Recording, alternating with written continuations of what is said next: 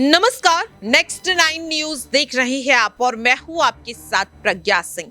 बिहार में नीतीश कुमार के लिए एक ऐसी भविष्यवाणी हुई है जो उनकी सरकार के लिए सबसे बुरी भविष्यवाणी हो सकती है। दरअसल आपको बता दें कि नीतीश कुमार जो लगातार बिहार में चर्चा का विषय बने हुए हैं और नीतीश कुमार के एक फैसले ने इंडिया गठबंधन को पूरी तरह से कमजोर कर दिया। अब वही नीतीश कुमार और उनकी जो सत्ता है वो खतरे में पड़ती हुई नजर आ रही है और अब फ्लोर टेस्ट से पहले नीतीश कुमार की जो सत्ता है वो उनके हाथों से चली जाएगी, ये भविष्यवाणी कर दी गई है। क्या 12 फरवरी को ये भविष्यवाणी सच साबित होती हुई नजर आएगी? दरअसल आपको बता दें कि ये भविष्यवाणी कांग्रेस की तरफ से की गई है।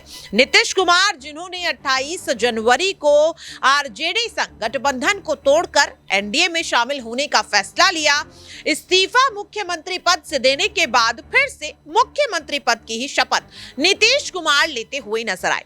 लेकिन अब कांग्रेस का दावा है कि नीतीश कुमार की जो सरकार है वो यहाँ पर फेल होती हुई नजर आएगी और लोकसभा चुनाव से पहले एनडीए की जो सरकार है वो बिहार में पूरी तरह से गिरती हुई देखी जाएगी। दरअसल आपको बता दें कि यहाँ पर कांग्रेस का कहना है कि नीतीश कुमार के इस फैसले से उन्हीं की पार्टी के विधायक नाराज हैं, हताश हैं और फ्लोर टेस्ट के दौरान ये विधायक कोई बड़ा खेल यहां पर करते हुए नजर आ सकते हैं। सबसे पहले आप जरा सुनिए हमारे इस रिपोर्ट में कि किस तरह से हमारे सहयोगी ने भी इस चीज को माना है कि नीतीश कुमार ने जो ये फैसला लिया है वो आखिरकार किस तरह से अब उन्हीं पर भारी पड़ रहा है। देखिए बिल्कुल प्रज्ञा जी, अगर हम पूरे के पूरे मामले पे गौर करें तो नज़र ये आता है कि जेडीयू भले ही बीजेपी में शामिल हो गई है, लेकिन उसके जो विधायक हैं, उनके जो नेता हैं, वो पूरी तरीके से बीजेपी के साथ में जाने को राज़ी नहीं है। आपने जैसा जिक्र किया कि 2 नेताओं के बारे में आपने बताया, लेकिन अभी कई सारे नेता ऐसे हैं जो खामोशी इख्तियार किए हुए हैं और जब मौका मिलेगा वो अपने तेवर दिखाते हुए नजर आएंगे। दरअसल 10-12 फरवरी के आसपास जो है फ्लोर टेस्ट होना है, तो ऐसे में तमाम जो विधायक हैं, खासकर जेडीयू खेमे के, वो अपना रंग बदल सकते हैं, क्योंकि जब सीएम नीतीश कुमार अपने इतने सारे रंग बदलते हुए नजर आ सकते हैं तो उनकी पार्टी के नेता भी कुछ ऐसा ही करेंगे। बड़े नेताओं को देखकर छोटे नेता भी सीखते हैं, लेकिन बड़ी बात यह है कि जो छोटे नेता हैं उनमें कम से कम कुछ आत्मीयता बची है। उन्होंने जो है साथ छोड़ना बेहतर समझा, क्योंकि लगातार जिस बीजेपी के खिलाफ उन्होंने पूरी कैंपेन की, इलेक्शन लड़ा और तमाम चीज़ें करते हुए नजर आए, उसी बीजेपी के साथ जब नीतीश कुमार फिर से बैठते हैं तो उनको तकलीफ होती है। और ये बात अब नीतीश कुमार को समझना चाहिए, जो इस समय मुख्यमंत्री हैं बिहार के। अगर वो नहीं समझेंगे तो जिस तरह से 43 उनके पास सीटें बची हैं आने वाले चुनाव में, जैसे प्रशांत किशोर भी कहते हैं, मुश्किल से 5 सीटें भी उनके हिस्से में नहीं आएंगी, क्योंकि इतनी बार आप पलटी मार रहे हैं, इतनी बार आप जो है यहाँ से वहाँ जा रहे हैं, तो आपकी जो कह सकते हैं जो क्रेडिबिलिटी होती है उसके ऊपर भी एक सवाल खड़ा हो जाता है कि आखिर आप किस तरह से जो है बिहार की जनता के साथ में धोखेबाजी कर रहे हो। क्योंकि बिहार में सिर्फ सरकार बदल रही है, वहाँ का माहौल नहीं बदल रहा। क्योंकि विकास की हम बात करते हैं, हम तमाम चीज़ों की बात करते हैं, एजुकेशन की बात करते हैं, लेकिन वो जस का तस है। तो ऐसे में क्या सिर्फ अपनी जो सियासत को चमकाने के लिए या बचाने के लिए जो नीतीश कुमार हैं वो तत्पर नज़र आते हैं, जबकि विकास की बात करो तो कि मुझे इसने काम नहीं करने दिया, मुझे उसने काम नहीं करने दिया, जबकि आप 8 से 9 बार जो है बिहार के मुख्यमंत्री रह चुके हैं। तो ऐसे में आपको काम करना चाहिए, जिम्मेदारी के साथ में करना चाहिए, लेकिन आप जो है वो टाल मटोल वाला रवैया अगर अपनाएंगे तो जनता आपको जवाब देती हुई नजर आएगी आने वाले चुनाव में। क्योंकि अगर विधानसभा चुनाव की बात करें प्रज्ञा जी, तो तकरीबन 6-7 महीना ही बचा है, 8-9 महीना बचा है मुश्किल से। वहीं अगर लोकसभा चुनाव की बात करें तो 1 से 2 महीने का समय रहता है। तो ऐसे में जेडीयू के लिए बड़ा मुश्किल होगा कैसे जनता के बीच में वो जाएगी और किन मुद्दों के साथ में जाएगी, क्योंकि अब तक जो बीजेपी के लिए तमाम सारी बातें कहते हुए नजर आते थे, तमाम मुद्दों पर उनको घेरते हुए नजर आते थे, अब उनके साथ होंगे तो आखिर उनके अब मुद्दे क्या होंगे? नीतीश कुमार लगातार भारतीय जनता पार्टी के साथ जब जाने के बाद से ही वो कहीं ना कहीं ये कोशिश कर रहे हैं कि किसी भी तरीके से उनका पद जो है वो बचा रहे।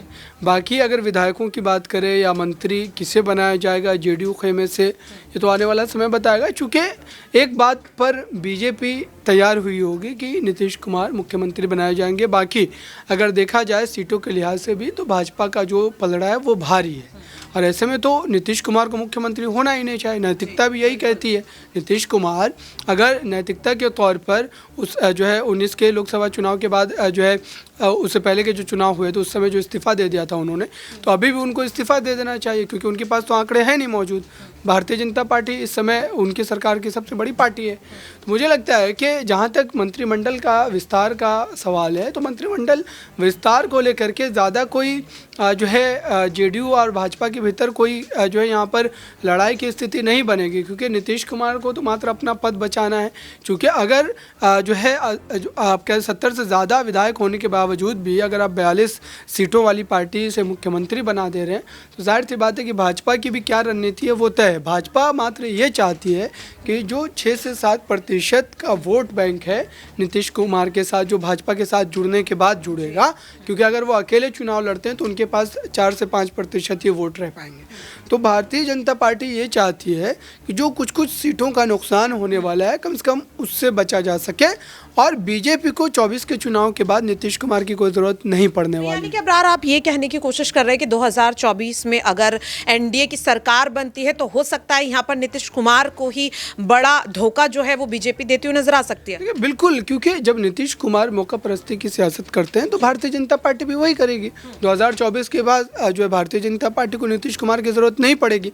और आंकड़े ये बताते हैं कि 24 के चुनाव में अगर भाजपा अकेले भी चुनाव लड़ती वहाँ पर, और जो है इंडिया गठबंधन के तमाम लोग एक साथ होते, तब भी भारतीय जनता पार्टी को सीटें मिल जाती।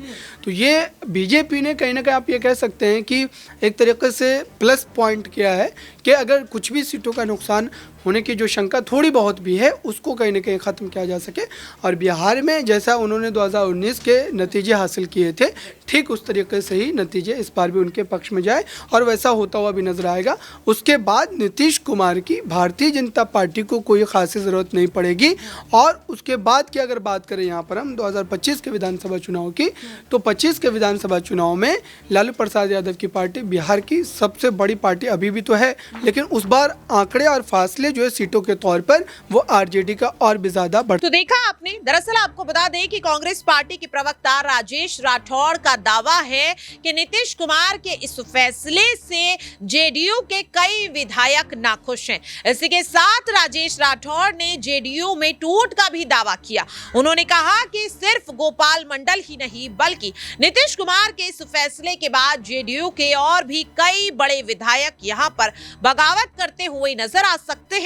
जिन 43 विधायकों के दम पर नीतीश कुमार ने ये बड़ी बगावत की है, ये बड़ा तख्ता पलट किया है, अब वही विधायक नीतीश कुमार की सरकार की काया पलट जो है वो फ्लोर टेस्ट के दौरान करते हुए नजर आ सकते हैं। वाकई में क्या ये भविष्यवाणी अब 12 फरवरी को सच साबित होती हुई नजर आ सकती है या नहीं, ये देखना काफी ज्यादा अहम रहेगा। लेकिन फिलहाल के लिए इस खास रिपोर्ट में इतना ही। देश और दुनिया की सभी खबरों के लिए बने रहिए नेक्स्ट 9 न्यूज के साथ।